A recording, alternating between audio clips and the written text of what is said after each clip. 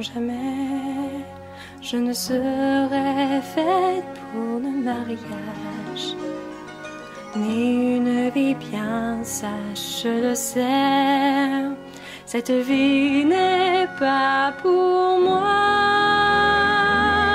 J'ai compris que si je veux rester ce que je suis, mes parents seront meurtris.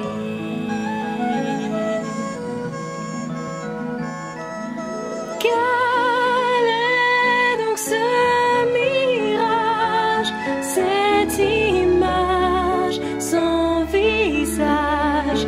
Pourquoi miroir réfléchi tu sans me voir?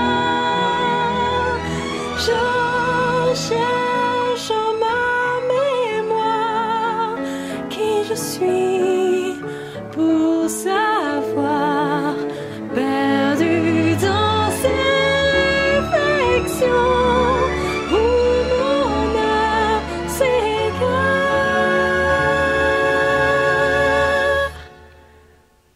Dans mon miroir d'illusion, quelle fille je vais voir.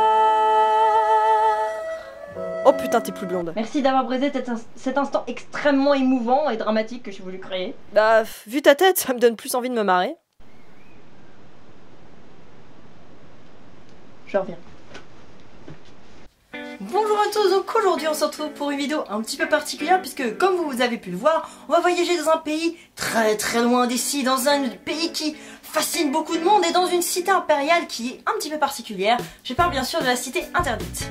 Sérieusement, on parle pas plutôt de cette nouvelle couleur de cheveux? Non.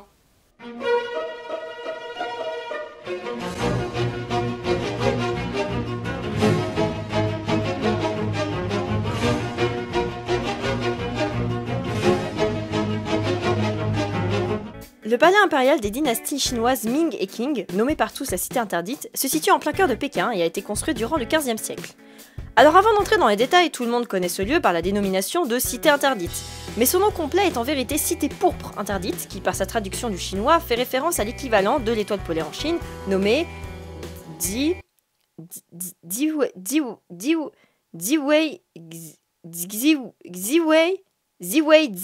Ziweixing. Putain, j'avais totalement oublié qu'elle est pire que le russe. Bon, elle fait référence à cette étoile car cette dernière, se trouvant au cœur du firmament céleste, permet un parallèle avec le fait que cette résidence impériale se trouve en plein cœur de la capitale de Pékin et représente le centre administratif du pays, symbolique de la puissance, tout ça. Le fait que le nom cité interdite ait été retenu vient du fait que les empereurs chinois ainsi que leurs familles et tous ceux qui y habitaient ne sortaient de cette résidence qu'en de très rares occasions et c'était bien sûr interdit au peuple qui n'avait le droit ni de la toucher ni de la regarder. L'équivalent chinois de Versailles. En plus hardcore quand même, hein. Quand je dis que c'est plus hardcore, c'est aussi dans son organisation. Alors si on fait une comparaison un peu hâtive avec Versailles, on sait que ce dernier a un très grand château et pas mal de jardins. Le château comprend plus de 2000 pièces et comprend 800 hectares de terrain, surtout forestier, comportant 90 hectares de jardin. Bon, là-dessus on est pas mal. Mais avec les Chinois, on n'est pas à la même niveau pièces. Le palais comprend 8704 pièces précisément, mais la cité devait comprendre 9999 pièces selon la légende, puisque le nombre 10 000 n'est lié qu'à la création divine et donc 9999 est un chiffre très symbolique et qualifié d'indénombrable dans la culture chinoise. Mais 8704 pièces, c'est pas mal aussi. Parce que le mec a dû avoir la flemme au final d'en faire 9999, donc il a dû faire croire à tout le monde que c'était le bon nombre. Donc votre palais comprend 9999 pièces? C'est incroyable! Oui, c'est très... Ça a demandé beaucoup de travail, hein, mais au final, j'ai réussi à atteindre ce nombre qui représente le summum de ma puissance. Hein. Mais non, en vrai, il y en a 8704 en fait, parce que... Non mais ok, je me la ferme. Pour ce qui est des jardins, il y en a 50 hectares et la surface totale est de 72 hectares, donc Versailles est beaucoup plus grand là-dessus. Mais il y a une muraille de 10 mètres de haut et de 6 mètres de large, elle-même cernée d'une douve large de 52 mètres. Ah oui, j'avais oublié de préciser. Vous ne sortirez jamais d'ici. Voici le plan. Il y a le jardin impérial évidemment, ainsi que les tours d'angle pour la muraille qui comportent d'ailleurs 4 portes. Porte du Midi, porte de la prouesse divine, porte de la gloire occidentale et porte de la gloire orientale. Il y a également la porte de l'harmonie suprême, et plein de pavillons. Dans la cour extérieure au sud, constituant la partie officielle de la cité où le souverain menait ses affaires politiques, il y a 5 pavillons. Le pavillon de l'harmonie suprême, le pavillon de l'harmonie parfaite, le pavillon de l'harmonie préservée, le pavillon de la gloire littéraire et le pavillon de la prouesse militaire. Dans la cour intérieure au nord, c'est la partie privée où il y avait les cabinets de l'empereur et les résidences de la famille impériale et les concubines de l'empereur.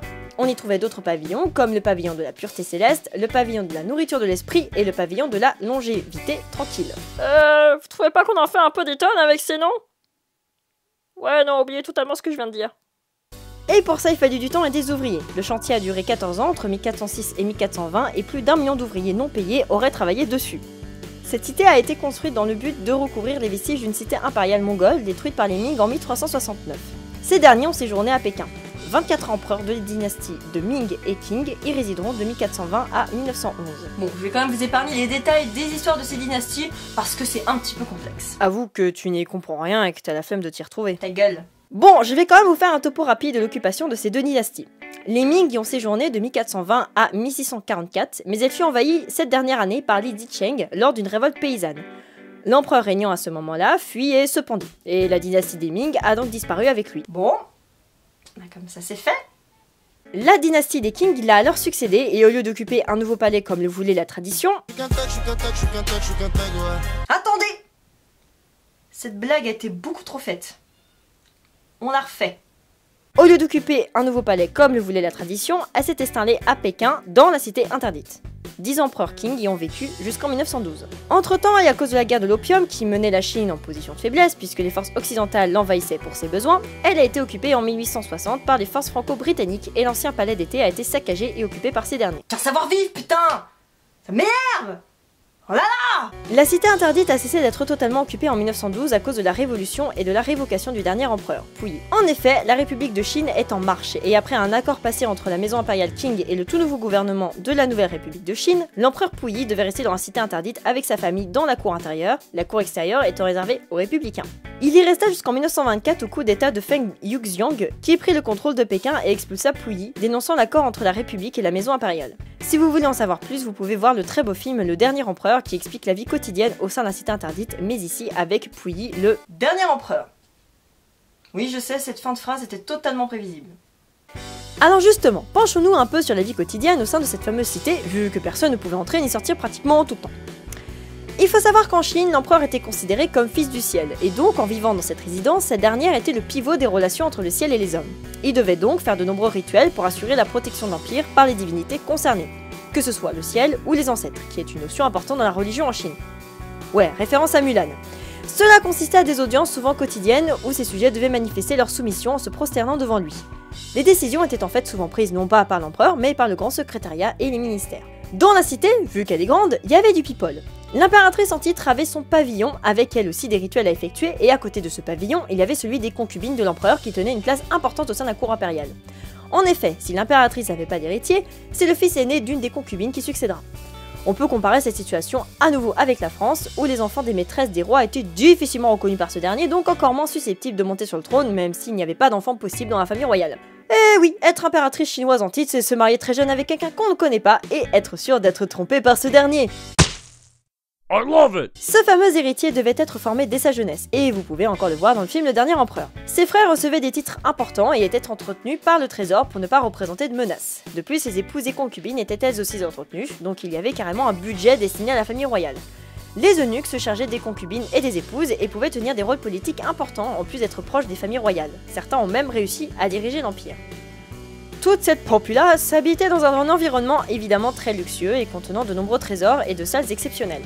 Aujourd'hui, la cité interdite a subi une rénovation importante qui est toujours en cours et il y a également un musée comportant une bonne partie des trésors royaux. Depuis 1987, ce lieu est inscrit au patrimoine mondial de l'UNESCO.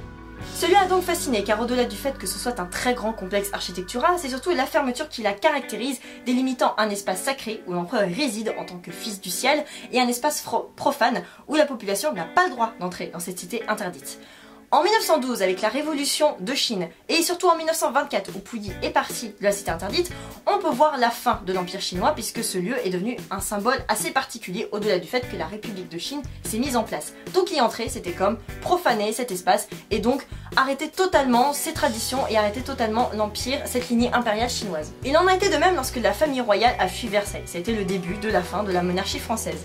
Donc on peut voir que ces lieux, au-delà de leur culte, au-delà du pays dans lequel ils sont, et au-delà aussi de leur richesse extraordinaire, sont surtout des lieux symboliques et colonnes vertébrales de toute une lignée royale ou impériale, et donc les traditions qui en se lient ne peuvent être prises à la légère. Ça me perturbe tellement que tes cheveux ne soient plus blonds. Putain, on a compris que j'étais plus blonde, ça va? Mais tu te rends compte de la traîtrise que tu fais subir à tes abonnés qui te connaissaient qu'en C'est une blonde? coloration semi-permanente, bordel! Ah bah ça va alors. Enfin, coloration semi-permanente pour l'instant. Pardon?